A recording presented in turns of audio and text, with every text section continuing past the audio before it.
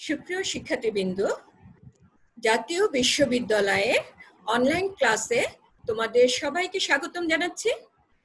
এই করোনাকালীন সময়ে জাতীয় বিশ্ববিদ্যালয়ের অনলাইন ক্লাসে যুক্ত হতে পেরে আমি নিজেকে ধন্য মনে করছি। আমরা সবাই স্বাস্থ্যবিধি মেনে চলবো। সুপ্রিয় শিক্ষার্থীবৃন্দ, তোমরাও স্বাস্থ্যবিধি মেনে চলবে এবং আমরা সবাই সুস্থ থাকতে পারবো, ভালো থাকতে পারবো। আমার বিষয়টি হলো বটানি, উদ্ভিদ বিজ্ঞান, এবং এই প্রোগ্রামটি হলো অনার্স চতুর্থ বর্ষের ছাত্রীদের জন্য। Course code 243005, name of course limnology and aquaculture. আজকে আমি লেকচার 5 শুরু করব। Title of the lecture lakes. আমি হাসিনা রাকিবা বানু, সহযোগী অধ্যাপক এবং বিভাগীয় প্রধান, উদ্ভিদ বিজ্ঞান বিভাগ, ঢাকা মহানগর মহিলা কলেজ। এরপর আমি পরবর্তী স্লাইডে চলে যাচ্ছি। পরবর্তী স্লাইডটিতে আমি আজকে লেকচারটির যেসব বিষয়ের উপর দিব সেই বিষয়গুলো রেখেছি। আমি আগেই বলেছি যে এটা জাতীয় বিশ্ববিদ্যালয়ের সিলেবাসের 3 নম্বর টপিক লেক্সে আমরা আছি, এবং লেক্সটাকে আমি লেক্স এর উপর আমি লেকচারটিকে দুটি ভাগে ভাগ করেছি। আজকে পার্ট 2 শুরু করব। পার্ট 2 এ আমি যে বিষয়গুলো আলোচনা করব সেগুলো হলো classification of lakes. Classification of lakes থেকে কিন্তু আমরা প্রোডাক্টিভিটির উপর, নিউট্রিশনের উপর যে ক্লাসিফিকেশন, সেটা গত ক্লাসে পার্ট 1 আলোচনা করেছি, এবং অবশিষ্ট শ্রেণীবিন্যাসগুলো যেমন তাপমাত্রার উপর শ্রেণীবিন্যাস, পিএইচ এর উপর ভিত্তি করে শ্রেণীবিন্যাস, ঋতুভিত্তিক শ্রেণীবিন্যাস, এই শ্রেণীবিন্যাসগুলো আজকে আলোচনা করব। এরপরে আলোচনা করব স্পেশাল টাইপস অফ লেক্স, এবং তারপর natural lakes of Bangladesh, important lakes of the world. আমি এর পরের স্লাইডে চলে যাচ্ছি। তাহলে সুপ্রিয় শিক্ষার্থীবৃন্দ, আসো আজকে লেকচারটি আমি শুরু করছি। আজকের ক্লাসটি শুরু করা যাক। সুপ্রিয় শিক্ষার্থীবৃন্দ, তোমরা দেখতে পাচ্ছ যে স্লাইডে ক্লাসিফিকেশন অফ লেক্স আছে, অর্থাৎ এবং on the basis of temperature, অর্থাৎ তাপমাত্রার উপর ভিত্তি করে যে হ্রদের শ্রেণীবিন্যাস, সেটা আমি এখন আলোচনা করব। হ্রদের তাপমাত্রার উপর ভিত্তি করে সর্বপ্রথম 1892 সালে ফোরেল এই শ্রেণী বিভক্তি করেছিলেন, এবং অনেক আগে শ্রেণী বিভাগ তোমরা দেখতে পাচ্ছ। এবং উনি ফোরেল হ্রদকে 3টি ভাগে ভাগ করেছিলেন: মেরু অঞ্চলীয় হ্রদ, পোলার লেক্স, নাতিশীতোষ্ণ অঞ্চলীয় হ্রদ, টেম্পারেট লেক্স, এবং গ্রীষ্মমণ্ডলীয় হ্রদ, ট্রপিক্যাল লেক্স। মেরু অঞ্চলীয় হ্রদ বলতে এই অঞ্চলের হ্রদগুলোর পানির তাপমাত্রা 4 ডিগ্রি সেন্টিগ্রেডের বেশি হয় না, এবং গ্রীষ্মকালে বছরে একবার পানির ওলট পালট হয়। পানির ওলট পালট মানে বলেছি যে উপরের পানিটা নিচে যাবে, তাপের স্তরায়ন যখন হয় তখন পানির ওলট পালটটা বেশি দেখা যায়, অর্থাৎ উপরে এক রকমের তাপমাত্রা এপিলিয়ন অঞ্চলে, তারপরে নিচে আরেক ধরনের তাপমাত্রা হাইপোলিয়ন অঞ্চলে। এরকমের তাপমাত্রা যখন হয় তখন নিচের পানিটা উপরে, উপরের পানিটা নিচে, এভাবে পানিটা মিশ্রিত হয়, যেটাকে পানির ওলট পালট বা মিশ্রণ বলে। নিশ্চয়ই এখন বুঝতে পারছো। কাজেই এই মেরু অঞ্চলীয় হ্রদে গ্রীষ্মকালে বছরে একবার এই ধরনের পানির ওলট পালট হয়ে থাকে। এরপর আমরা দেখবো নাতিশীতোষ্ণ অঞ্চলীয় হ্রদ। নাতিশীতোষ্ণ অঞ্চলীয় হ্রদের তাপমাত্রা 4 ডিগ্রি সেন্টিগ্রেডের নিচে নেমে যায়, এবং গ্রীষ্মকালে 4 ডিগ্রি সেন্টিগ্রেডের উপরে উঠে। ফলে বছরে 2বার এই নাতিশীতোষ্ণ অঞ্চলের তাপমাত্রায় পানির ওলট পালট দেখতে পাই। বছরে 2বার ওলট পালট হয়, অর্থাৎ নিচের পানিটা উপরে ওঠে এবং উপরের পানিটা নিচে নেমে যায়। এরূপ ধরনের ওলট পালট গ্রীষ্মকালে একবার এবং শীতকালে একবার হয়ে থাকে। গ্রীষ্মমণ্ডলীয় হ্রদ, গ্রীষ্মমণ্ডলীয় হ্রদে তাপমাত্রা 4 ডিগ্রি সেন্টিগ্রেডের নিচে নামে না। এখানে বছরে একবার পানির ওলট পালট হয়, এবং সাধারণত শীতকালে এই ওলট পালটটি দেখতে পাওয়া যায়। পানির ওলট পালটটা শীতকালে হয়ে থাকে, মিশ্রণটা শীতকালে হয়ে থাকে। আচ্ছা, এটা তোমরা দেখতে পেয়েছো যে আমি একটু আগেও বলেছি যে এটা অনেক আগের একটা শ্রেণী বিভাগ, 1892 সালে। পরবর্তীতে সম্পূর্ণ নতুন দৃষ্টিভঙ্গি নিয়ে বিভিন্ন বিষয় পর্যালোচনা করে হাচিনসন ও লফলার 1956 সালে আবার একটি শ্রেণী বিভাগ প্রস্তাব করেন। এটা প্রথমবারের মতো শ্রেণী বিভাগ বলা হয়েছে, কারণ হাচিনসন পরবর্তীতে 1957 সালে আবার আরেকটি শ্রেণী বিভাগ দিয়েছেন, যেটা এরপরে আমরা আলোচনা করব। তাহলে 1956 সালে প্রথমবারের মতো যে শ্রেণী বিভাগটি প্রস্তাব করেন সেটা আমরা এখন দেখতে পাচ্ছি। সেটাতে তিনি হ্রদকে 5টি ভাগে ভাগ করেন: ঠান্ডা এক মিশ্রণ হ্রদ, দ্বিমিশ্রণ হ্রদ, উষ্ণ এক মিশ্রণ হ্রদ, অনিয়মিত মিশ্রণ হ্রদ এবং ঠান্ডা অবিরত মিশ্রণ হ্রদ। তো এই হ্রদগুলো কি আমরা খুব সংক্ষিপ্ত ভাবে দেখবো। আমাকে একটু সংক্ষিপ্তভাবে এগুলি পড়াতে হচ্ছে, কারণ 15টা লেকচারে এই জাতীয় বিশ্ববিদ্যালয়ের সিলেবাসটি আমাকে শেষ করতে হবে, সেজন্য আমি একটু দ্রুত বলছি এবং একটু সংক্ষিপ্তভাবে বলছি। এগুলি খুবই সহজ বিষয়, আমার মনে হয় না তোমাদের খুব একটা অসুবিধা হবে। তাহলে আসো আমরা এখন লেকগুলো সম্পর্কে একটু আলোচনা করি। ঠান্ডা এক মিশ্রণ হ্রদ, এটা যে সমস্ত জলাশয়ের পানি গ্রীষ্মকালে বছরে একবার মিশ্রিত হবে বা ওলটপালট হবে, নিচের পানিটা উপরে উঠবে, উপরে পানিটা নিচে যাবে। তাপমাত্রা কম থাকায় এতে বেশি পরিবর্তনের সুযোগ হয় না। হ্যাঁ, দ্বীপ মিশ্রণ হ্রদ, এটা পানি তাপমাত্রা বছরে সবসময় স্বাভাবিক থাকে, এ কারণে পানিতে বছরে 2বার ওলটপালট হয় এবং বসন্তে একবার, শরতে একবার ওলটপালট হয়ে থাকে। উষ্ণ এক মিশ্রণ হ্রদ, এই সমস্ত পানি তাপমাত্রা গ্রীষ্মকালে অনেক বেশি থাকে এবং সমস্ত জলাশয়ের পানি শীতকালে একবার মিশ্রিত হয়। হ্যাঁ, উষ্ণ এক মিশ্রণ হ্রদে। তারপরে অনিয়মিত মিশ্রণ হ্রদ, এই সমস্ত হ্রদে পানির তাপমাত্রা ঋতুভেদে কম বেশি হয়ে থাকে, অর্থাৎ ঋতুভেদে কম বেশি মানে শীতকালে পানির তাপমাত্রা কমে যায়, গ্রীষ্মকালে একটু বেশি হয়। এই ধরনের পানির মিশ্রণও এই জন্য অনিয়মিত হয়, বছরে কয়েকবার মিশ্রণ ঘটতে দেখা যায়। এবং 5 নম্বরে যেটি আছে ঠান্ডা অবিরত মিশ্রণ, এখানে হলো গ্রীষ্মপ্রধান অঞ্চল, যেগুলি গ্রীষ্মপ্রধান অঞ্চল সেগুলির পার্বত্য অঞ্চল, অর্থাৎ পাহাড় পর্বতময় অঞ্চলে এই ধরনের হ্রদগুলা থাকে, অবস্থিত থাকে। এসব জলাশয়ে সারা বছর পানির ওলটপালট হয়। হ্যাঁ, সারা বছর পানির ওলটপালট হতে দেখা যায়। এরপর আমি পরবর্তী স্লাইডে চলে যাব এবং পরবর্তী স্লাইডে তোমরা দেখছো যে হাচিনসন যে 1957 সালে হ্রদের শ্রেণী বিভাগটি করেছেন, সেই শ্রেণী বিভাগটা আমি দেখেছি এবং উনি এখানে হ্রদকে আবার 6টি ভাগে ভাগ করেছেন এবং অবিরত মিশ্রণ হ্রদ থেকে আবার 2টি ভাগে ভাগ করেছেন। তোমরা স্লাইডে নিশ্চয়ই দেখতে পাচ্ছ। কাজে এই হ্রদগুলো নিয়ে একটু সংক্ষিপ্তভাবে আলোচনা করি। উনি যে 6টি ভাগে ভাগ করেছেন, প্রথমটি হলো মিশ্রণবিহীন হ্রদ। মিশ্রণবিহীন হ্রদ কি, এই সমস্ত হ্রদ সারা বছর বরফ দিয়ে ঢাকা থাকে। যেহেতু হ্রদগুলো সারা বছর বরফ দিয়ে ঢাকা থাকে, এখানে এই হ্রদগুলোতে বাতাস বা আবহাওয়ার অন্য কোনো প্রভাবক, মনে করো সূর্যালোক, তাপমাত্রা, এগুলো কাজ করতে পারে না। বরফ ভেদ করে উপরে যে বরফ হয়ে যাচ্ছে সেটা ভেদ করে তো এই যে বায়ু, তাপমাত্রা, আলো, এগুলো তো নিচের জলাশয়ে প্রবেশ করতে পারে না এবং তাপমাত্রা 4 ডিগ্রি সেন্টিগ্রেডের উপরে উঠে না, সেই জন্য পানির মিশ্রণেরও সুযোগ পায় না। হ্যাঁ, এবং এই জন্য এটাকে মিশ্রণবিহীন হ্রদ বলছে, অর্থাৎ পানির কোনো ওলটপালট হয় না এবং কোনো মিশ্রণের সুযোগ থাকে না। এটা উঁচু পর্বতমালা শৃঙ্গ, অ্যান্টার্কটিক এলাকায়, আমি আগে বলেছি পাহাড় পর্বত যেখানে আছে, উঁচু উঁচু পর্বতের শৃঙ্গে এই ধরনের হ্রদ থাকে। এবং অ্যান্টার্কটিকা মানে আমাদের জানো যে পৃথিবীর উপরের দিকে উত্তর মেরু, দক্ষিণ মেরু আছে, এগুলো অ্যান্টার্কটিক অঞ্চল, সেই অঞ্চলে এই ধরনের হ্রদ এবং গ্রিনল্যান্ডে এই ধরনের হ্রদ দেখতে পাওয়া যায়। ঠান্ডা এক মিশ্রণ হ্রদ, এরপর আমি আলোচনা করব। ঠান্ডা এক মিশ্রণ হ্রদ শুধুমাত্র গ্রীষ্মকালে এই সমস্ত হ্রদের পানির তাপমাত্রা 4 ডিগ্রি সেন্টিগ্রেডের কাছাকাছি আসে। বছরের সারা সময় এইসব হ্রদের তাপমাত্রা 4 ডিগ্রি সেন্টিগ্রেডের উপরে কখনোই উঠে না। শীতকালে বরফ থাকায় গ্রীষ্মকালে বছরে একবার এই পানিগুলো মিশ্রিত হতে পারে। ঠান্ডা এক মিশ্রণ হ্রদের কথা বললাম। এরপর আমরা দ্বিমিশ্রণ হ্রদের আলোচনা করব। দ্বিমিশ্রণ হ্রদের জলাশয়ের পানির তাপমাত্রা 4 ডিগ্রি সেন্টিগ্রেডের নিচে থাকে ও তার উপরে পরিবর্তিত হয়ে থাকে। জলাশয়ের পানির তাপমাত্রা বছরে তোমার 4 ডিগ্রি সেন্টিগ্রেডের নিচে থাকে, আবার অনেক সময় এর উপরেও থাকতে পারে, পরিবর্তিত হয়ে 4 ডিগ্রি সেন্টিগ্রেডের উপরেও হতে পারে। হ্যাঁ, সেই জন্য দেখা যায় যে শীতে তাপের স্তরায়ন উল্টা হয় এবং গ্রীষ্মকালে তাপমাত্রার স্তরায়ন বা স্তরীভূত হতে দেখা যায়। এই সমস্ত জলাশয়ে বসন্তে একবার পানির ওলটপালট হয় এবং শীতেও পানির একবার মিশ্রণ ঘটে থাকে। তো এই ধরনের হ্রদ আমরা কোথায় দেখি? ইউরো, এশিয়া এবং উত্তর আমেরিকার শীত প্রধান অঞ্চলে আমরা এ ধরনের হ্রদের আধিক্য দেখতে পাই। উষ্ণ এক মিশ্রণ হ্রদের ক্ষেত্রে আমরা দেখি যে এ ধরনের হ্রদে শুধুমাত্র শীতকালে 4 ডিগ্রি সেন্টিগ্রেড তাপমাত্রা বা এর কাছাকাছি তাপমাত্রা আসে এবং পূর্ণ মিশ্রণ ঘটে থাকে।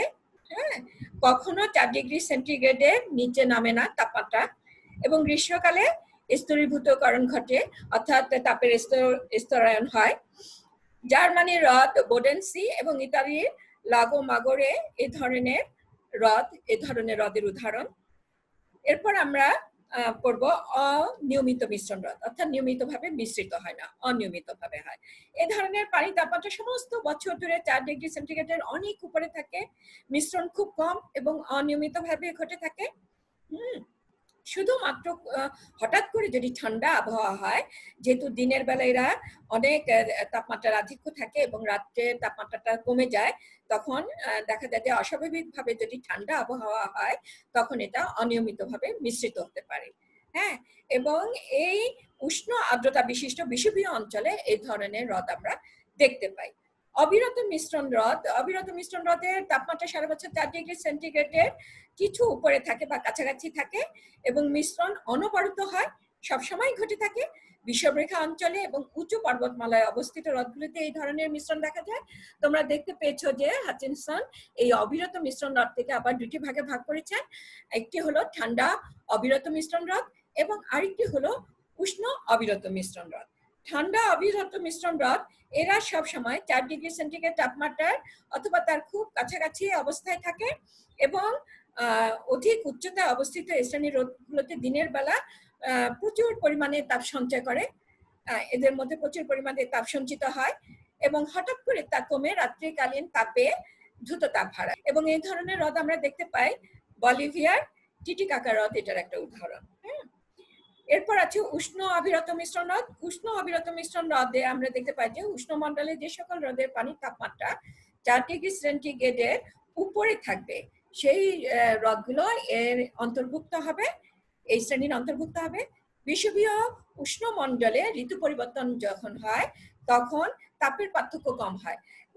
বিষুবীয় উষ্ণমণ্ডলে তাপের পার্থক্য কম হয় মানে শীত গ্রীষ্মে তাপের খুব একটা পার্থক্য হয় না দেখে এখানে তাপের স্তরায়ন দুর্বল হয়।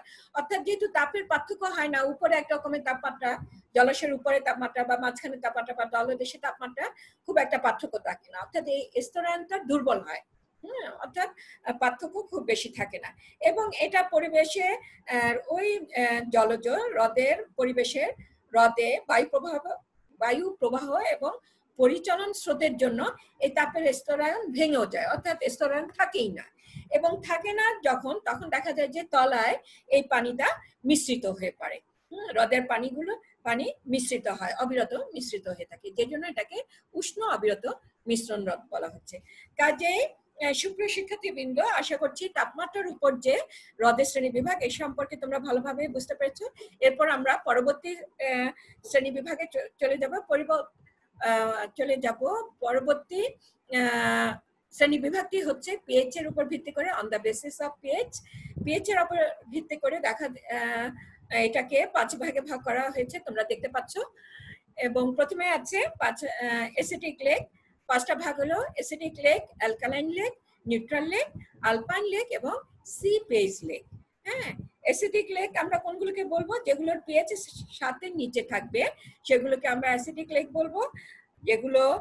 যেসব লেকের পানির পিএইচ 7 থেকে 14 এর মধ্যে থাকবে সেগুলোকে আমরা অ্যালকাইন লেক বলবো।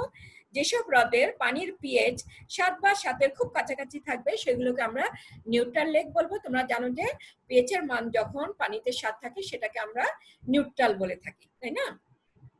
এরপর আলপাইন লেক।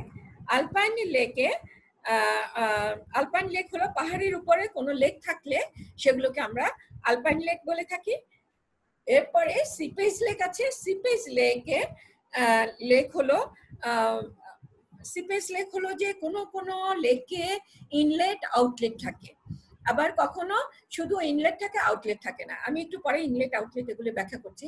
তো যখন আউটলেট থাকে না তখন দেখা যায় যে লেকের চারদিকের মাটিটা পানি চুইয়ে পানি শোষণ করে নিয়ে স্যাঁতসেঁতে থাকে, ভেজা থাকে।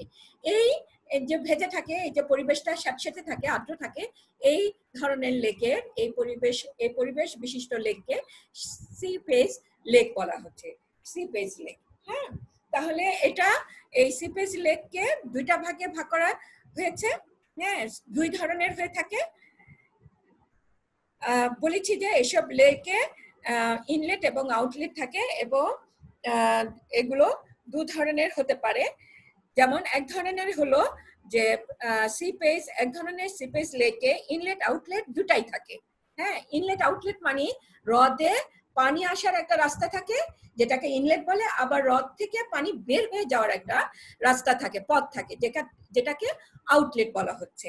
তো এই ইনলেট আউটলেট দুটোই থাকলে কি হয়, ইনলেট দিয়ে হ্রদে পানি আসে, আবার হ্রদের পানি যদি অনেক বেশি হয়ে যায়, অতিরিক্ত হয়ে যায়, আউটলেট দিয়ে সে পানি বের হয়ে যেতে পারে। বের হয়ে গিয়ে অনেক সময় এরা নদীরও সৃষ্টি করতে পারে। এইভাবে যদি নদীর উৎপত্তি হয় সেটা সিপেজ লেক বলা হয়ে থাকে। এবং এরকম আমরা দেখতে পাই যে লেক উটাস্কা থেকে মিসিসিপি নদীর উৎপত্তি এইভাবে হয়েছে। এটা এই ধরনের লেকের একটা উদাহরণ। হ্যাঁ, আরেকটা কি, আরেকটা একটু আগে যেটা বলেছি যে এইসব হ্রদে ইনলেট আছে, আউটলেট নাই, অর্থাৎ হ্রদে পানি আসার রাস্তা আছে কিন্তু পানি বের হয়ে যাওয়ার রাস্তা নাই। সেক্ষেত্রে কি হয়, এই হ্রদের চারপাশে যে মাটি আছে, মাটি অনেক ছিদ্র বিশিষ্ট হয় জানো, পানিও চুইয়ে যায়, হ্রদের পানিটা চুইয়ে যায়, এবং এই আশেপাশে মাটিগুলো সেই চুয়ানো পানি শোষণ করে কি হয়, ভেজা ভেজা থাকে, আর্দ্র থাকে, এবং এই পরিবেশটা স্যাঁতসেঁতে একটা পরিবেশের সৃষ্টি হয়। হ্রদের আশেপাশে বেশ কিছুটা জায়গা স্থলভাগ স্যাঁতসেঁতে থাকে, এবং এই জন্যই এটাকে বলেছি যে সিপেজ লেক বলা হয়ে থাকে। হ্যাঁ, কাজে দেখছো যে সিপেজ লেক আমরা দুই ধরনের দেখতে পেলাম। এরপর আমি পরবর্তী স্লাইডে চলে যাব। আশা করি পেজ এর উপর ভিত্তি করে শ্রেণী বিভাগটি তোমরা বুঝতে পেরেছো। এরপরে যে শ্রেণী বিভাগটি আছে সেটা based on variation of seasons, অর্থাৎ ঋতুর পরিবর্তনের উপর ভিত্তি করে লেকের শ্রেণী বিভাগ। ঋতু পরিবর্তন বুঝতে পারছো, আমাদের দেশেই তো ঋতু আছে, আমাদের দেশ 6 ঋতু বিশিষ্ট দেশ, কিন্তু পৃথিবীর সব দেশই 6 ঋতু বিশিষ্ট নয়। সেই জন্য সার্বিক পরিবেশ বা সার্বিক ঋতু, পৃথিবীর ঋতু পর্যালোচনা করে এটাকে 4 ভাগে ভাগ করা হয়েছে: winter lake, spring time lake, summer time lake, fall time lake. কাজে আসো আমরা একটা একটা করে দেখি যে এই লেকগুলো কোনটা কি, সংক্ষিপ্ত ভাবে একটু আলোচনা করি। প্রথমে আছে উইন্টার লেক। হ্যাঁ, উইন্টার লেক প্রচন্ড শীতে লেকের উপরের স্তরে পানি বরফ জমে যায়, ফলে নিচের পানি সার্কুলেশন বন্ধ হয়ে যায়। যেহেতু উপরে বরফ জমে যাচ্ছে, নিচে যে নিচের পানি উপরে উঠবে, উপরের পানি যে নিচে যাবে, এরকম হয় না, সার্কুলেশনটা বন্ধ হয়ে যায়। ফলে বরফের নিচে যেসব জীব থাকে তাদের বায়োলজিক্যাল অ্যাক্টিভিটি কমে যায়। নিচে যে বরফের নিচে যে প্রাণী থাকে এরা খুব বেশি এদের বায়োলজিক্যাল অ্যাক্টিভিটি, জীবজ যে আন্তঃক্রিয়াদি বা শারীরবৃত্তীয় কার্যাবলী, এগুলো বেশি করতে পারে না, কমে যায়। মোটামুটি কোনো রকমে এরা বেঁচে থাকে। হ্যাঁ, ফলে হ্রদের প্রোডাক্টিভিটি কমে যায়, যেহেতু বরফ হয়ে যাচ্ছে, ভিতরে আলো ঢুকতে পারবে না, বায়ু মিশ্রিত হতে পারছে না। আবার এই যে বরফের নিচে যে উদ্ভিদ এবং প্রাণী, উদ্ভিদ তো অক্সিজেন পাচ্ছেই না, আবার প্রাণীরা অক্সিজেন নিচ্ছে, দ্রবীভূত যে অক্সিজেন আছে উদ্ভিদও নিচ্ছে, আবার প্রাণীরা নিচ্ছে, আবার প্রাণীরা ক্রমাগত কার্বন ডাই অক্সাইড ত্যাগ করছে, আবার সালোক সংশ্লেষণের মধ্যে কার্বন ডাই উৎপন্ন হচ্ছে। কাজে কি হচ্ছে, অক্সিজেনের পরিমাণ দ্রুত কমে যাচ্ছে, রিজার্ভ অক্সিজেন, দ্রবীভূত অক্সিজেনের পরিমাণ এই বরফের নিচের পানিতে কমে যাচ্ছে, আবার কার্বন ডাই অক্সাইডের পরিমাণ বেশি হয়ে যাচ্ছে। যেহেতু অক্সিজেন কমে যাচ্ছে, তাতে সালোক সংশ্লেষণের পরিমাণ কমে যাবে, সালোক সংশ্লেষণের পরিমাণ কমে যাওয়া মানে প্রোডাক্টিভিটি কমে যাবে। হ্যাঁ, কার্বন ডাই অক্সাইড বেড়ে যাবে, এবং কার্বন ডাই অক্সাইডের স্বাভাবিক মাত্রা আমরা জানি যে জলাশয়ে 3.4% থাকে, সেটাকে আমরা স্বাভাবিক বলি, 3.4%-এর বেশি হয়ে যায় এবং জীব অস্বস্তিকর অবস্থায় পড়ে। হ্যাঁ, এবং রিজার্ভ অক্সিজেনের পরিমাণ কমে গিয়ে biochemical oxygen demand, BOD, biochemical oxygen demand বেড়ে যায়, এবং এই পর্যায়ে মিথেন, H2S, এই গ্যাসের পরিমাণ, হাইড্রোজেন সালফাইড, এসব গ্যাসের পরিমাণ বেড়ে যায়, এবং এটা এই সময়টাকে উইন্টার স্ট্যাগনেশন পিরিয়ডও বলা হয়ে থাকে। কাজে বুঝতে পারছো যে উইন্টার লেক সমূহ কিরকম হবে, অর্থাৎ যেসব শীতকালে যেসব লেক বরফ হয়ে যাচ্ছে সেই লেকগুলো কি ধরনের হবে। এরপর আছে স্প্রিং টাইম লেক।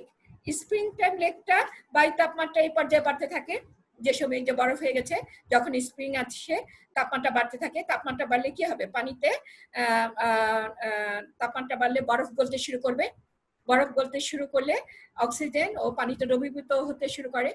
যখনই বরফ গলে যাবে বাতাস মিশ্রিত হবে, বাতাস মিশ্রিত হলে পানিতে অক্সিজেনের দ্রবীভূত অক্সিজেনের পরিমাণ বৃদ্ধি পাবে, এবং পানিতে যখন অক্সিজেনের পরিমাণ বাড়তে থাকে, তাপমাত্রা বাড়তে থাকবে, সূর্যালোক প্রবেশ করবে, সূর্যালোক প্রবেশ করলে তাপমাত্রা বাড়তে থাকবে, এবং তাপমাত্রা বাড়লে কি হবে, পানির উপরে ফাইটোপ্লাঙ্কটন হবে, এবং উদ্ভিদ এবং পানির যে স্বাভাবিক শারীরবৃত্ত কার্যাবলী এগুলো শুরু হবে।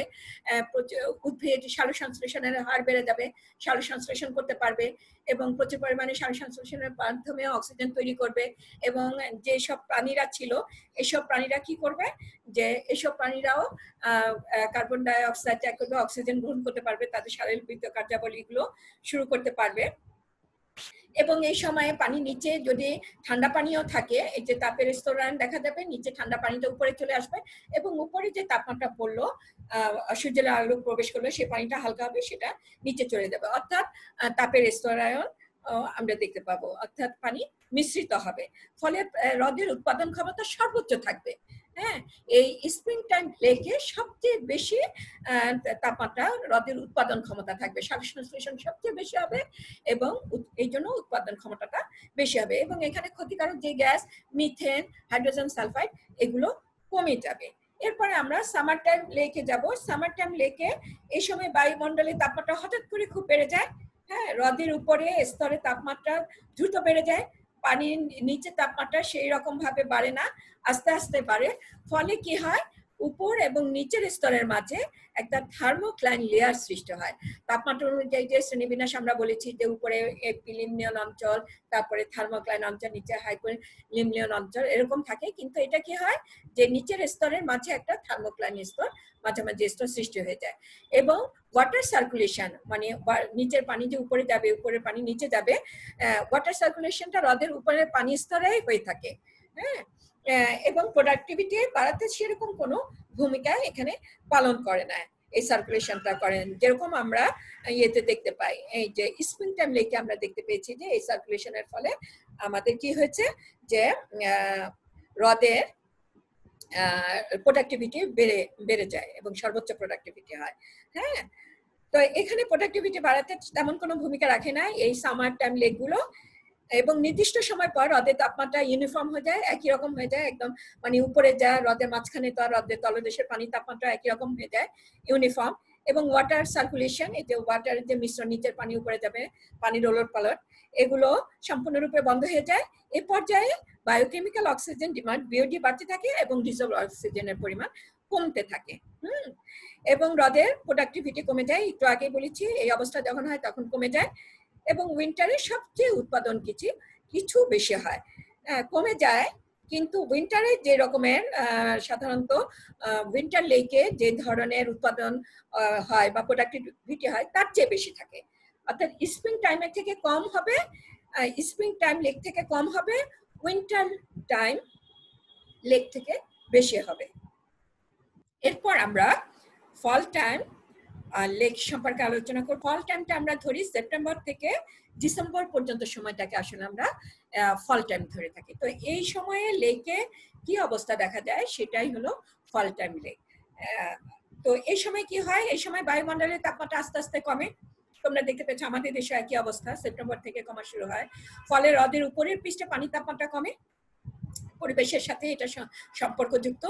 থার্মোক্লাইন লেয়ার উঠে যায়, হ্রদে ওই যে স্তরায়ন দেখতে পাওয়া যায় না, স্তরায়ন যাও দেখতে পাওয়া যায়, থার্মোক্লাইন লেয়ারটা থাকে না। হ্যাঁ, এবং হাইপোলিমনিয়নের পানি তখন গরম বলে এলাকায় উপরের দিকে থাকে, অর্থাৎ হাইপোলিমনিয়নের পানি উষ্ণ থাকে যেটা উপরের দিকে উঠে আসে, এপিলিমনিয়নের দিকে উঠে আসে। হ্যাঁ, উপরে পানি ভারী বলে হাইপোলিমনিয়নের দিকে ধাপিত হয় যেটা বলেছি, এবং ওয়াটার সার্কুলেশন এর জন্য শুরু হয়। এবং ফলে নিচের যে নিউট্রিয়েন্ট, নিচের যে পুষ্টি জমা হয়, তোমরা জানো তলানিতে পুষ্টি জমা হয়, এই নিউট্রিয়েন্ট পদার্থ সেই উপরে চলে আসে, যেহেতু যে নিচের পানিটা উপরে চলে আসে সেটার সাথে উপরে আসে।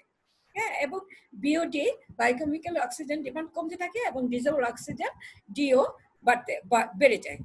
এবং এখানে এই হ্রদের সামগ্রিক উৎপাদন ক্ষমতা বেড়ে যায় এই জন্য, যেহেতু যে পুষ্টিটা উপরে আসতেছে, এবং হ্রদের জীবন স্পন্দন শুরু হয় এবং হ্রদের সবকিছু চক্রাকারে হতে থাকে, অর্থাৎ উৎপাদন হচ্ছে, যে উদ্ভিদ পানি মারা যাচ্ছে, নিচে তলানিটা জমাচ্ছে, সেই পুষ্টি আবার আর উপরে পানি দ্বারা বাহিত হয়ে যাচ্ছে, সেই পুষ্টিটা আবার গ্রহণ করছে সবুজ উদ্ভিদ, এভাবে এই চক্রটাও চলতে থাকে, চক্রাকারে ঘুরতে থাকে। হ্যাঁ, যেটাকে আমরা ফল টার্ন ওভার বলে থাকি। এটাকে আমরা কি বলে থাকি, এইটাকে ফল টার্ন ওভার বলা হয়ে থাকে। ফল টার্ম ওভার বলা হয়ে থাকে। আচ্ছা, তাহলে তোমরা দেখতে পেলে যে ভ্যারিয়েশন অফ সিজন অর্থাৎ ঋতুর উপর ভিত্তি করে আমরা যে এটা দেখালাম, শ্রেণী বিভাগটা দেখালাম, আশা করছি তোমরা সবাই বুঝতে পেরেছো। এর পরের স্লাইডে আমি চলে গেছি, তোমরা দেখতে পাচ্ছ এখানে স্পেশাল টাইপস অফ লেক আছে। স্পেশাল টাইপস অফ লেকস কে অডাম 1971 এর মতে অডাম উনি এই বিশেষ ধরনের লেককে 7 ভাগে ভাগ করেছেন, অর্থাৎ উনি বলেছেন যে বিশেষ ধরনের লেক বা হ্রদ 7 ধরনের হতে পারে, এবং এই 7 ধরনের হলো বাদামি পানি বিশিষ্ট ডিস্ট্রফিক হ্রদ, এন্ডেমিক জীব বিশিষ্ট প্রাচীন গভীর হ্রদ, মরুভূমি এলাকার লবণ হ্রদ, মরুভূমি এলাকার অ্যালকালি হ্রদ, আগ্নেয়গিরি হ্রদ, মেরোমিক্টিক হ্রদ এবং মেরু এলাকার হ্রদ। আমরা খুব সংক্ষিপ্ত ভাবে এগুলি একটু আলোচনা করব। এগুলো একটু সংক্ষিপ্ত ভাবে আলোচনা করব। যেমন বাদামি পানি বিশিষ্ট ডিস্ট্রফিক হ্রদ। বাদামি পানি বিশিষ্ট ডিস্ট্রফিক হ্রদ কোনগুলোকে বলা হচ্ছে? অতিরিক্ত হিউমিক পদার্থ থাকার জন্য। যে হ্রদের পানিতে অতিরিক্ত হিউমিক পদার্থ থাকবে সেই হ্রদের পানির রং বাদামি দেখাবে, এর পিএইচ অম্লীয় হবে এবং এলাকা অনুসারে পিটযুক্ত কিনারা বা অর্ধ নিমজ্জিত জলজ উদ্ভিদ, হ্যাঁ, পিটযুক্ত কিনারা হবে বা অর্ধ নিমজ্জিত জলজ উদ্ভিদ, যেগুলো পানিতে অর্ধেক নিমজ্জিত থাকে, অর্ধেক পানির উপরে থাকে, এই ধরনের জলজ উদ্ভিদের প্রাচুর্য থাকে। যেমন হচ্ছে ডেসমিটস, ট্রাকিলোমোনাস জাতীয় ফাইটোপ্লাঙ্কটন এখানে দেখতে পাওয়া যায়, বা শৈবাল এখানে প্রচুর পরিমাণে দেখতে পাওয়া যায়। তো এই হ্রদগুলো পরিবেশ কেমন হবে তোমরা বুঝতে পারলে। এরপর আছে এন্ডেমিক জীব বিশিষ্ট প্রাচীন গভীর হ্রদ। এন্ডেমিক জীব বিশিষ্ট প্রাচীন গভীর হ্রদ এটা কিভাবে সৃষ্টি হয় দেখো, টেকটনিক উপায়ে সৃষ্ট। টেকটনিক আমি কিন্তু এর আগে আলোচনা করেছি যে টেকটনিক উপায়ে যে এই হ্রদগুলো সৃষ্টি হয়ে থাকে এবং এই হ্রদগুলো অত্যন্ত গভীর হয় এবং সেখানে এন্ডেমিক জীবজন্তুর আধিক্য দেখতে পাওয়া যায়। এন্ডেমিক জীব অর্থাৎ সেই অঞ্চলে, এন্ডেমিক জীব মানে কি, যে জীব সেই অঞ্চলটাতে দেখা যাবে, সে অঞ্চলের বাইরে অন্য কোথাও দেখা যাবে না। কাজে এন্ডেমিক জীব দেখা যায় উদ্ভিদ এবং প্রাণী। পৃথিবীর গভীরতম রাশিয়ার বৈকাল হ্রদ, হ্যাঁ, পৃথিবীর গভীরতম হ্রদ আমরা কি বলেছি? বৈকাল হ্রদ, যেটা রাশিয়ার একটি হ্রদ এবং সেখানে সেই হ্রদটা হলো এন্ডেমিক জীব বিশিষ্ট প্রাচীন গভীর হ্রদ এবং সেখানে এন্ডেমিক প্রাণী দেখতে পাওয়া যায়। এই হ্রদকে আবার অস্ট্রেলিয়া অফ ফ্রেশ ওয়াটারও বলা হয়ে থাকে। হ্যাঁ, এই কাজে এন্ডেমিক জীব বিশিষ্ট প্রাচীন গভীর হ্রদের উদাহরণ বৈকাল হ্রদ বললাম। আরেকটা হ্রদ আছে, সেটা হলো যে টাঙ্গানিকা হ্রদ, সেটাও এই ধরনের একটি হ্রদ। এরপর আমরা চলে যাব মরুভূমি এলাকার লবণ হ্রদ। মরুভূমি এলাকার লবণ হ্রদের মধ্যে আসলে এখানে কি হয়, এখানে আসলে মরুভূমি এলাকায় বাষ্পীভবনতা বিষয় সব সময় ডেভেলপ করে, বাষ্পীভবন হবে কিন্তু সেই রকম ভাবে কিন্তু বৃষ্টিপাত হয় না। যেহেতু মরুভূমি এলাকা আমরা সবাই জানি যে এটা একটা সাধারণ বিষয়, এখানে বৃষ্টিপাতের পরিমাণ খুব কম থাকে এবং এই জন্য যে এই জলাশয়ে এলাকার পানিটা যে পানি থাকবে একটু লবণাক্ত হবে, এই জন্য লবণ হ্রদ বলা হচ্ছে। হ্যাঁ, এবং লবণের মাত্রা অধিক হয় যেহেতু বাষ্পীভবন হয়, বেশি বাষ্পীভবন হয়, সেজন্য লবণের মাত্রাটা বেশি থাকে। আচ্ছা, এটার উদাহরণ হলো গ্রেট সল্ট লেক, যেটা উটা, হ্যাঁ, গ্রেট সল্ট লেক, উটা, এগুলো এটা মরুভূমি এলাকার হ্রদের উদাহরণ। এরপর আমরা মরুভূমি এলাকার অ্যালকালি হ্রদ দেখবো। এখানে কি হয়, শুষ্ক এলাকা, এটা শুষ্ক এলাকার কথা বলেছে এবং এটা আগ্নেয় শিলার প্রাদুর্ভাব বেশি। যেমন আগ্নেয় শিলা, চুনা পাথর এগুলো থাকলে এই এলাকায় যে পানিটা থাকে, পানিতে এগুলো দ্রবীভূত হয়ে যায় এবং পানিটা অ্যালকালি হয়ে যায়। হ্যাঁ, অ্যালকালি হয় এবং অ্যালকালি হাতে পিএইচ অনেক বেশি থাকবে, সাথে যখন অনেক বেশি উপরে থাকবে তখন আমরা এটাকে অ্যালকালি বলবো এবং চুনের মাত্রাও বেশি থাকবে এই মরুভূমি এলাকার অ্যালকালি হ্রদে এবং এই সমস্ত হ্রদকে আমরা মরুভূমি এলাকার অ্যালকালি হ্রদ বলবো। এটার উদাহরণ হলো নেভাডার পিরামিড হ্রদ। এরপর আমরা আগ্নেয়গিরি হ্রদ বলবো। আগ্নেয়গিরি হ্রদ হলো যেসব এলাকায় জীবন্ত আগ্নেয়গিরি আছে, হ্যাঁ, জীবন্ত আগ্নেয়গিরি আছে সেসব এলাকায় এই ধরনের হ্রদ থাকতে পারে।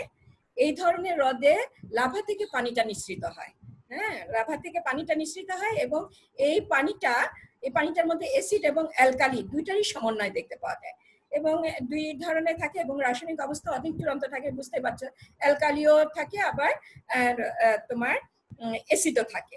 তাহলে এখানে এই যে রাসায়নিক অবস্থার মাত্রাটা এত বেশি, এখানে তোমরা বুঝতে পারছো যে জীব বেশি বসবাস করতে পারবে না, খুব কম সংখ্যক জীব থাকে। এই ধরনের লেক আমরা জাপান এবং ফিলিপাইনে দেখতে পাই, সেখানে এই ধরনের হ্রদ দেখতে পাওয়া যায়। এরপর আমরা মেরোমিকটিক হ্রদ নিয়ে আলোচনা করব। মেরোমিকটিক হ্রদটা কি? এটা কোথায় দেখতে পাওয়া যায়? শীত প্রধান এলাকার হ্রদগুলো বছরে 2 বার পানির ওলটপালট হয়। একটু আগে কিন্তু তাপমাত্রার উপর ভিত্তি করে হ্রদের শ্রেণী বিন্যাসে আমরা কিন্তু আলোচনা করেছি যে শীত প্রধান এলাকায় হ্রদের পানি বছরে 2 বার ওলটপালট হয়, অর্থাৎ নিচের পানি উপরে যায়, উপরের পানি নিচে যায়। এমন কতগুলো হ্রদ আছে যাদের পানি সম্পূর্ণভাবে ওলটপালট হয় না। হ্যাঁ, এই ধরনের হ্রদকে মেরোমেট্রিক হ্রদ বলে। এই হ্রদের গভীরে যে পানিটা প্রবাহিত হয়, প্রবাহিত কণাগুলো অধিক লবণযুক্ত পানি নিঃসরণ করে, অর্থাৎ হ্রদের নিচে যে পানিটা থাকে সে পানিতে লবণ অনেক বেশি থাকে। বেশি থাকায় এই হ্রদের পানি ভারী হয়, ভারী হলে এটা নিচে থাকে, এটাও উপরে উঠতে পারে না। হ্যাঁ, এবং উপরের পানির সাথে কখনো এটা মিশবে না, সুতরাং সেখানে অসম্পূর্ণ মিশ্রণ দেখা যাবে, অর্থাৎ নিচের পানিটা যেহেতু উপরে উঠছে না, কাজে এখানে একটা অসম্পূর্ণ মিশ্রণ থাকবে, ভারী পানিটা নিচে থেকে যাচ্ছে। আশা করছি তোমরা বুঝতে পারছো। এই ধরনের হ্রদের তলানিতে কোনো অ্যারোবিক জীব থাকে না। তাহলে এই ধরনের হ্রদগুলোকে আমরা কি বলবো? মেরোমিকটিক হ্রদ বলবো। এরপরে আমি সবশেষে যে স্পেশাল হ্রদের কথা বলেছেন, মেরু এলাকার হ্রদ, সেটি নিয়ে আলোচনা করব। মেরু এলাকার হ্রদ হলো এই হ্রদের পানির উপরিভাগের তাপমাত্রা সবসময় 4 ডিগ্রি সেন্টিগ্রেডের নিচে থাকবে। মেরু বরফযুক্ত এলাকা, তোমরা জানো যে, কাজেই 4 ডিগ্রি সেন্টিগ্রেডের নিচে থাকে। খুব কম অল্প সময়ের জন্য এর বেশি হয়, ওই যে ওদের সামারে, ওদের যখন গ্রীষ্মকাল হয় তখন একটু বেশি হয়। বরফ মুক্ত গ্রীষ্মকালে মিশ্রণ হতে পারে। তোমরা এর আগে আমরা ওই যে তাপমাত্রার মিশ্রণ আমরা পড়েছি, যে যখন ওদের গ্রীষ্মকাল আসে বরফটা গলে যায় তখন কি হয়, পানিটা মিশ্রিত হওয়ার সুযোগ পায়। এই সময় প্লাঙ্কটন জন্মায়, তোমরা দেখেছো যে প্রোডাক্টিভিটিটা বাড়ে। এবং যারা এই সময়ে যে জীব থাকে, আমি বলেছি যে এই সময় যখন বরফ থাকে তখন কি হয়, সার সংশ্লেষণ হয় না, অক্সিজেন উৎপন্ন হয় না, আবার বায়ু মিশ্রিত হতে পারে না বরফের জন্য। কাজে ডিজলভ অক্সিজেনের পরিমাণ, উদ্ভিদ প্রাণী দুই প্রকারের জীবই গ্রহণ করতে থাকে, ডিজলভ অক্সিজেনের পরিমাণ কমে যায়, যার জন্য প্রাণীর জন্য খুব অসুবিধা হয়ে পড়ে। তখন কিছু কিছু প্রাণী যারা সেখানে বেঁচে থাকে, এই পরিবেশে যারা থাকে, তারা কি করে, দেহের চর্বিটাকে সঞ্চয়, যে চর্বি সঞ্চয় করে রাখে, যে এই চর্বিটাকে ভেঙে তারা তখন সেই শারীরবৃত্ত কার্যাবলীগুলি করে এবং এই চরম শীতকাল অবস্থাটা কাটায়, শীতকালের এই লম্বা সময়টাকে অতিক্রম করে। এবং পরবর্তীতে যখন আবার ওই গ্রীষ্মকাল আসে, বেশার সুযোগ পায়, তখন আবার এরা স্বাভাবিক জীবনযাত্রা অব্যাহত রাখে। কাজে স্পেশাল টাইপস অফ লেক আমরা 7 ধরনের আলোচনা করলাম। এরপর আমি পরবর্তী স্লাইডে চলে যাব। পরবর্তী স্লাইডে ন্যাচারাল লেকস অফ বাংলাদেশ নিয়ে আলোচনা করব। ন্যাচারাল লেকস অফ বাংলাদেশে আমি 2টা সারণী রেখেছি এবং এই সারণী উপর ভিত্তি করে আমি খুবই সংক্ষিপ্তভাবে আলোচনা করে দিব। ন্যাচারাল লেকস মানে প্রাকৃতিক হ্রদ, প্রাকৃতিকভাবে যে হ্রদগুলো উৎপন্ন হয়েছে সেগুলো নিয়ে এখানে আলোচনা করা হবে। কৃত্রিমভাবে যে উৎপন্ন হয়েছে সেটা কিন্তু গত ক্লাসে আমরা বিভিন্ন বিষয়ে এসেছে, সেখানে আলোচনা করেছি, কাজে এখানে আর আলোচনা করা হবে না। তাহলে আমরা এই হ্রদগুলো দেখি। রাইনকিয়ং টাইন হ্রদ, যেটা পার্বত্য বান্দরবন অঞ্চলে আমরা দেখতে পাই, আমাদের পার্বত্য চট্টগ্রাম বান্দরবন ওইসব এলাকা দেখতে পাওয়া যায়। গ্লাসিয়াল অর্থাৎ হিমবাহ থেকে এগুলোর উৎপত্তি হয়েছে। এটা তলদেশ কেটলি আকারের হবে। তলদেশ নিয়ে কিন্তু আমরা এর আগে আলোচনা করেছি, শ্রেণী বিভাগগুলো পড়েছি। এবং এরা উৎপাদনের দিক দিয়ে উৎপাদনশীলতা হিসেবে মেসোট্রফিক হবে, এদের উৎপাদনশীলতা হবে মেসোট্রফিক। আশুরা বিল রাজশাহীর বরেন্দ্র অঞ্চলে থাকবে। এটার উৎপত্তি রিভারাইন, অর্থাৎ রিভার থেকে হয়েছে, এবং সাসপেন এর তলদেশ থাকবে, সাসপেন তলদেশ, এবং এটার উৎপাদনশীলতা উপর ভিত্তি করে এটা ডিস্ট্রফিক হ্রদ হবে। তারপর আছে হাকালুকি ও টাঙ্গুয়ার হাওর, বৃহত্তর সিলেটে দেখতে পাই। এটার উৎপত্তি টেকটনিক থেকে, তলদেশে আকার হবে ফ্রাই প্যান তলদেশ, ডিস্ট্রফিক। এবং বোগাকাইন হ্রদ পার্বত্য চট্টগ্রাম বা বান্দরবন, এখানে বোগাকাইন হ্রদ থেকে বান্দরবনে আমরা দেখতে পাই, বগালক বলে স্থানীয়ভাবে। ল্যান্ড স্লাইডার থেকে এটার উৎপত্তি হয়েছে। ল্যান্ড স্লাইডার মানে বুঝছো যে ভূমিক্ষয়, পাহাড়ের ভূমিধসের মাধ্যমে সৃষ্টি হয়েছে। তলদেশের আকার সাসপেন তলদেশ, মেসোট্রফিক। হ্যাঁ, এরপর আমি এর পরবর্তী সারণীতে চলে যাব।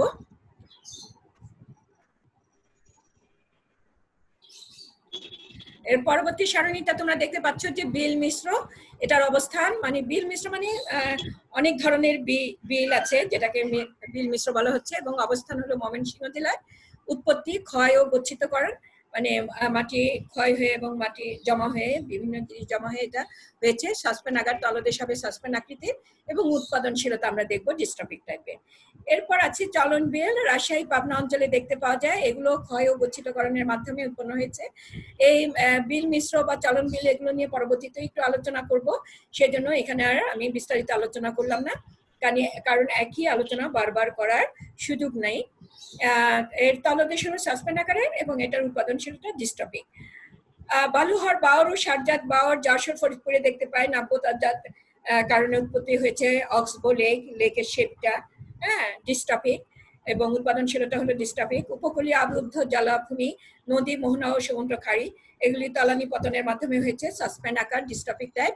এবং ডাকাতিয়া আড়িয়াল বিল ফরিদপুর বরিশাল অঞ্চলে আমরা দেখতে পাই তলানি পতন, নিচে তলানি জমা হয়ে হয়েছে সাসপেনের আকারের তলদেশ, এবং এরা ডিস্ট্রফিক ধরনের।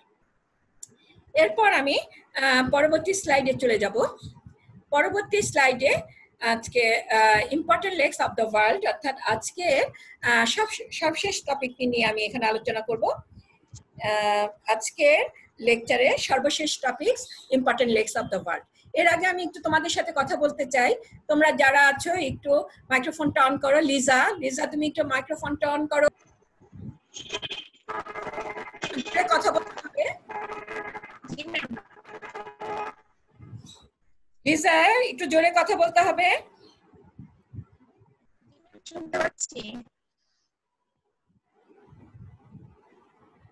আচ্ছা, তাহলে সোহেলি কি আছো? আচ্ছা, লিজা শুনতে পাচ্ছ? শুনতে পেলে তোমরা দেখেছো যে পার্বত্য চট্টগ্রামে যে প্রাকৃতিক লেক দেখতে পাওয়া যায়, যেটা আমি একটু আগে আলোচনা করেছি, সেটার একটা নাম বলতে পারবে? হ্যাঁ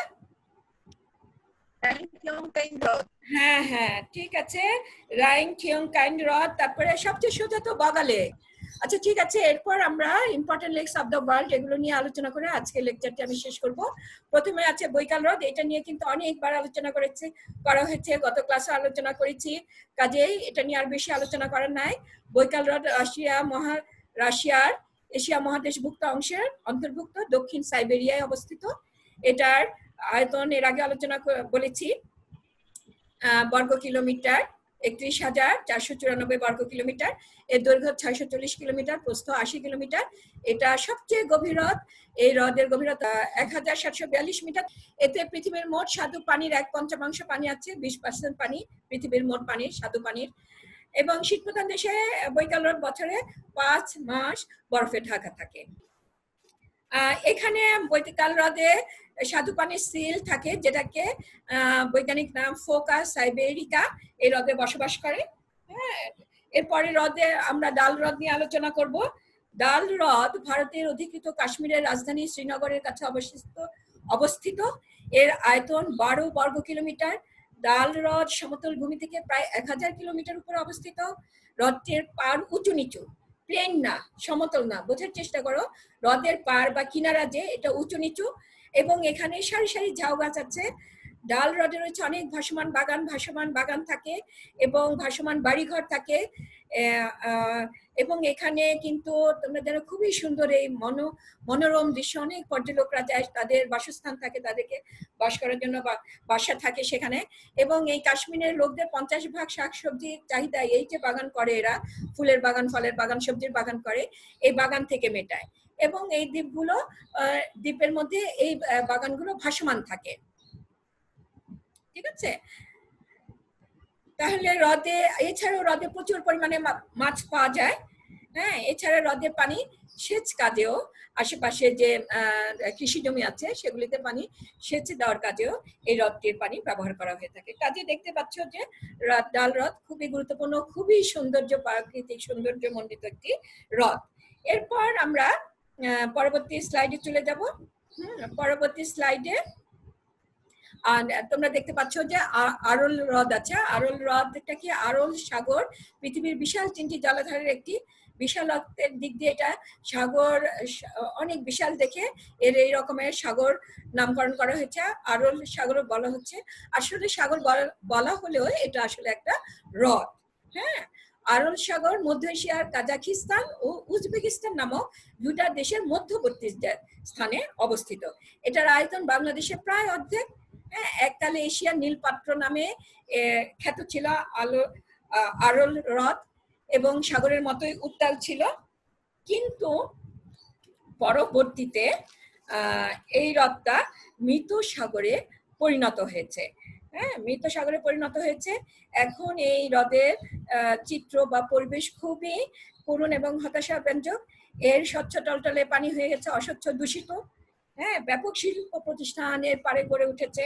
হ্যাঁ, তুলা চাষের জন্য কীটনাশক ব্যবহার করা হয়েছে আশেপাশের জমিগুলোতে, যেগুলো ব্যবহার করার ফলে আরল সাগরের পানি দূষিত হয়ে পড়েছে। মানুষ এখন আর এই হ্রদের পানি পান করতে পারে না এবং এটা আস্তে আস্তে সংকুচিত হয়ে যাচ্ছে, লবণাক্ততা বাড়ছে, এর অস্তিত্ব এবং এর পরিবেশ হুমকির সম্মুখীন হয়ে গেছে। কাজেই দেখতে পাচ্ছ যে এসব হ্রদকে যদি আমরা প্রাকৃতিকভাবে সংরক্ষণ না করলে কিন্তু আস্তে আস্তে এর অস্তিত্ব বিলুপ্ত হয়ে যাবে। কাজেই সেই দিকেও আমার লক্ষ্য রাখতে হবে আমাদের। এরপর আছে আমরা ওয়ার্ল্ডের হ্রদ আলোচনা করছি, সেখানে আমরা বাংলাদেশের হ্রদও কিছু আলোচনা করব। কাপ্তাই হ্রদ, এটা একটা কৃত্রিম হ্রদ। কাপ্তাই হ্রদ একটি কৃত্রিম জলাধার। 1961 সালে কর্ণফুলী নদীর উপরে বাঁধ সৃষ্টি করে বাঁধ দিয়ে এই হ্রদটা সৃষ্টি করা হয়েছে। এটা জলবিদ্যুৎ উৎপাদনের জন্য প্রধানত নির্মাণ করা হয়, কিন্তু পরবর্তীতে এখানে মৎস্য চাষও করা হয়েছে। হ্যাঁ, মৎস্য চাষ প্রকল্প এখানে এই হ্রদের পানিতে গ্রহণ করা হয়েছিল। তাহলে হ্রদের পানিতে দ্রবীভূত অক্সিজেনের পরিমাণ প্রতি লিটারে 4 থেকে 7.2 মিলিগ্রাম থাকে। এবং কাপ্তাই হ্রদ, জানো যে কাপ্তাই হ্রদে জলবিদ্যুৎ উৎপন্ন হয় বলে আমরা জলবিদ্যুৎ ভালোভাবে ব্যবহার করতে পারছি। খুবই গুরুত্বপূর্ণ হ্রদ এবং একটা কৃত্রিম হ্রদ। এরপর আছে আলতা দিঘি, নওগাঁ জেলার ধামরাইয়ের হাট উপজেলায় আলতা দিঘি অবস্থিত। এটা একটা ঐতিহ্যবাহী সৌন্দর্যবন্দিত হ্রদ। এর দৈর্ঘ্য প্রায় 1 কিলোমিটার এবং চওড়া আধা কিলোমিটার। অনাবৃষ্টি বা দুর্ভিক্ষের কারণে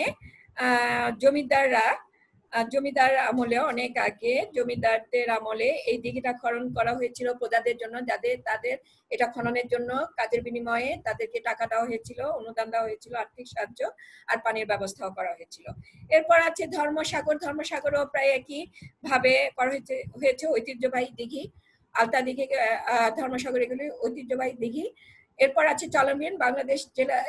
বাংলাদেশের প্রতিটি জেলায় অনেক বিল রয়েছে, যে জন্য যে মিশ্র বিলের জায়গায় আমি বলেছি। তার চেয়ে সবচেয়ে বড় হলো চলন বিল। নাটোর, নওগাঁ, পাবনা জেলায় এর বিস্তৃতি। এরা শুষ্ক মৌসুমে অনেক সময় পানি থাকে না এবং বর্ষা মৌসুমে পানি থাকে, তখন প্রচুর মাছ চাষ হয়, মাছ পাওয়া যায়। আর যখন পানি থাকে না তখন শুষ্ক হয়ে যায় এবং সেই সময় ইরি ধানের চাষ হয়। এবং এই চলন বিল এগুলো কিন্তু আমাদের দেশের ধান উৎপাদনের একটা বিশাল ভান্ডার। হ্যাঁ, ধান বা চালের লক্ষ্যমাত্রা পূরণের ক্ষেত্রে বিশাল ভান্ডার এবং এখানে প্রচুর পরিমাণে ইরি ধানের চাষ হয়। এছাড়া মাধবকুণ্ড আছে, সবশেষটা আমি এখন আলোচনা করব। মাধবকুণ্ড জলপ্রপাত। মাধবকুণ্ড জলপ্রপাত আমরা দেখতে পাই সিলেটের মৌলভীবাজারে দেখতে পাওয়া যায় এবং এটা খুব সুন্দর। তোমরা জানো যে একটা দর্শনীয় স্থান। হ্যাঁ, সেখানে দেখা যায় যে সবসময় পর্যটক যায়, পর্যটক থাকে এবং আমরা এটা মৌলভীবাজার জেলার বড়লেখা উপজেলায় মাধবকুণ্ডটা অবস্থিত। জেলা শহর থেকে এটা দূরত্ব 38 কিলোমিটার। প্রতিদিন প্রচুর দর্শক এখানে থাকে। তো মাধবকুণ্ড জলপ্রপাত আলোচনার মধ্য দিয়ে আমরা আজকে important lakes of the world আলোচনা করলাম। আশা করছি তোমরা বুঝতে পেরেছো। ম্যাডাম, হ্যাঁ, তোমরা ভালো থেকো। বুঝতে পেরেছো তো? সবাই বুঝতে পেরেছে তো? জি ম্যাডাম, বুঝতে পেরেছি। জি ম্যাম, বুঝতে পারছি। জি ma'am. Thank you. Welcome ma'am. এরপরে রেফারেন্স বুকস রয়েছে, সেটা তো আগে আলোচনা করেছি। ধন্যবাদ সবাইকে, ধন্যবাদ।